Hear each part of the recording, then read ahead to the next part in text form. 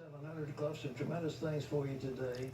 David Hairabedian was a hard-working college student with several jobs until he says he realized what he thought was a great truth. Nice guys finished last. So David wanted to make some more money, and he started selling drugs. And eventually, he wound up facing 22 years sentence behind bars. It was built in me to win every time. You don't lose. David Hairabedian's drive to win came from his father, a coach and world-class diving champion who pushed him to be his best. I was co-captain of the wrestling team, and I'd come home, and he said, "How'd you do?" I said, "Well, I pinned him." And he said, "What round?" "Well, second round." "You let him get out of the first round?" His dad wasn't the only one he worked hard to impress. Always the outsider, he measured his self-worth by what other people had. If they had the girl, if they had, the car or all that stuff, they somehow were accepted because they had that stuff. And I wanted that. But once I got it, it didn't mean anything. So now I must need something else. In college, he worked several jobs trying to keep up with his peers. He had money, but no time to enjoy it. That only isolated him more, and he became bitter. So I constantly missed the fun. I missed the excitement. I missed being accepted. And I thought to myself, these other kids get these allowances from their parents to go out and do these things. I have to work. But here's where it flipped. I'm the guy who's doing everything the right way, and it's not working. And I said, that's it.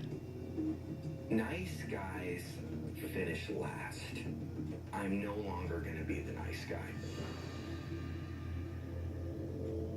When David was 19, one of his friends told him they could make easy cash selling cocaine. On his work break one night, David and his friend made a deal in the parking lot. The first transaction that I did was 2 grams of cocaine for 2 $100 bills. And the whole transaction took 2 minutes. And I made more in that transaction in 2 minutes than I made working part-time hours that whole week while going to college. And I remember the moral compass flipping back and forth, thinking, I just did a drug deal, I need to stop. But the promise of easy money was intoxicating. He dropped out of college, learned the business, and was soon making $20,000 a month. And I'm like, wait a second, this is a whole different world, and I liked it. I wanted the finer things, and I just didn't want a suit. I wanted the Armani or the Versace or, whatever it was. He started a legitimate venture, a chain of watch stores, trying to convince himself that one day he'd quit the drug business altogether. There was always the conviction I did not want to go deeper. I wanted to believe a lie that I wasn't going into the drug business for life. I was going into the drug business to make enough money to take the money out to go make my life. His mother had been praying for him to turn to God, and she had suspicions about his involvement with drugs. One day, she confronted him about it.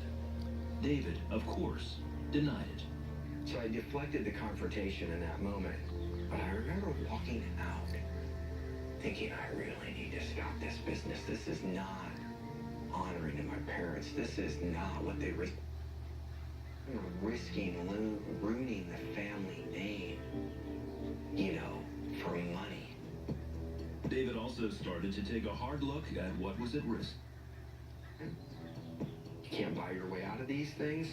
It could be life or death on the tarmac of an airport. You could get killed during a drug deal. You could get robbed. And I remember thinking to myself, this is no longer fun. I want out of this. He decided one last big score would be enough to get out for good. So he agreed to broker a deal trading stolen airplanes for cocaine and cash. He didn't know the feds were watching. In 1989, he got busted and was sentenced to 22 years. I remember it was cold, and I remember being strip searched, and I'm standing there naked, and I thought, I have really hit rock bottom, and now I'm getting ready to go down the tier to my prison cell in Leavenworth Penitentiary, and I remember thinking to myself, how far have I really fallen? Both his cellmates had become Christians and tried to talk to him about Jesus, but he wanted nothing to do with God. Then, months later, a visit from his mother changed his thinking. My mother looked at me. She says, my God, son, you look like a Holocaust victim. And I thought to myself, I have really dropped to the lowest levels of degradation. And I remember thinking to myself, if this is all there is, this doesn't satisfy. I think I need God. That night, he went to a Bible study with his cellmates and gave his life to Jesus Christ. I remember inviting Jesus in, giving up my will for his. That exchange took place. I remember knowing that he would forgive my past and give me a fresh slate that was clean. And I knew that my commitment was a covenant. And I remember after I prayed that prayer, I just knew I was different on the inside. David founded a Bible ministry in prison while serving 20 years. Today, he's a speaker and pastor of an online ministry. He and his wife, Joanna, work together to help people find peace and hope.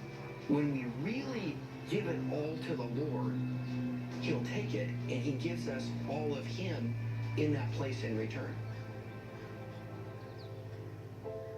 You know, I remember years ago there was a song the singer Peggy Lee sang, Is That All There Is? And it had to do with life, and I might as well grab the blues and have a ball. You know, is that all there is? Is that all there is? Is that all there is? And David found that. He had a lot of money, spent a lot of money.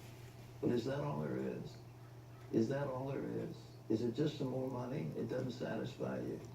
Wild party, after a while, that wears pretty thin. You get tired of it. Is that all there is? You make a success in politics or some other career. Maybe you're successful in the movies or an actor or whatever. You get there, is that all there is? And the answer is no actual activity on earth is going to satisfy you. Only the creation and the Creator will satisfy you, because you were made for God. You and I were made for God. And God didn't make us for materialism. He made us for spiritual beings to be in fellowship with Him.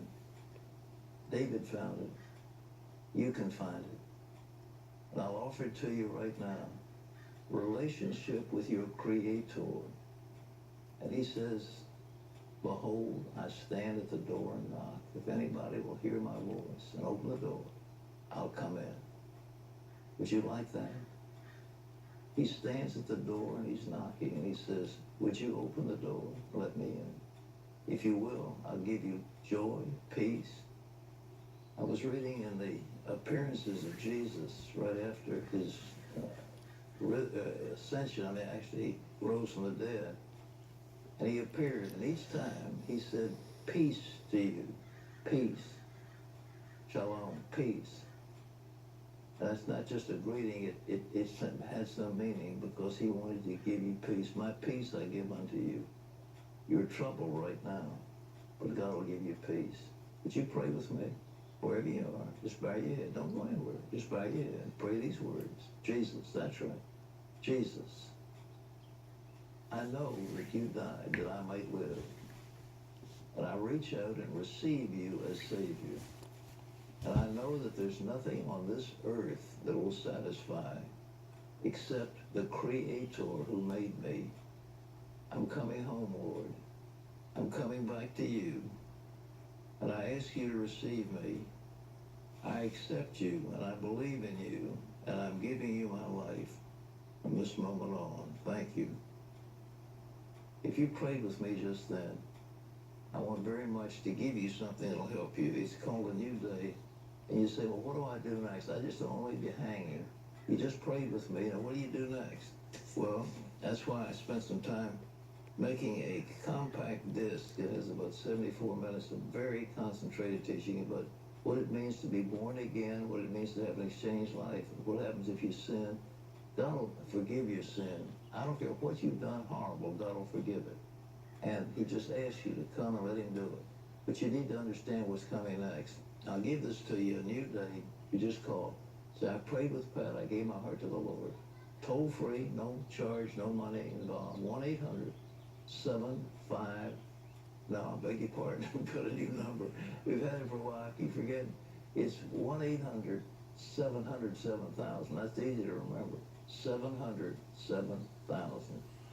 Somebody's here who loves you. Pick up the phone. Call right now. Terry. Still ahead, the Silver Slugger.